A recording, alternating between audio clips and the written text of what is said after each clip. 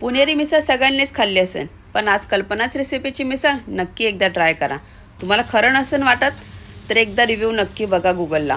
प्रत्येकाची बनवायची पद्धत वेगळी असते. आज मी कशी बनवते ते तुम्हाला दाखवते. इथे तुम्ही बघू शकता 40 लोकांसाठी आपल्याला मिसळ बनवायची. त्यासाठी कांदा अर्धा किलो घेतलेला आहे, खोबरं, तेजपत्ता, सुका मसाला जो घेतलेला आहे, तर त्यामध्ये घेतलेली बाजरी, तीळ, मिरी, लवंगा हे सगळं भाजून घेतलेलं आहे. दुसऱ्या साईडला जी मटकी आहे 2.5 ते 3 किलो मटकी मी छान पाण्यामध्ये उकळून घेतलेली आहे. उकळताना त्यामध्ये अद्रक लसूणची पेस्ट, तेजपत्ता, मीठ हे सगळं टाकून छानपैकी शिजवून घेतलेलं आहे. मटकी शिजून झाल्यानंतर मटकी एका साईडला करायची, त्याचं पाणी एका साईडला करायचं. त्यानंतर आपल्याला छानपैकी फोडणी द्यायची आहे.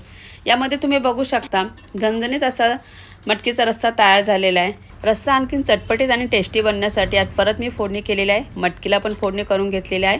तुम्हाला जर पूर्ण रेसिपी पाहिजे असेल तर मला कमेंट करून नक्की सांगा.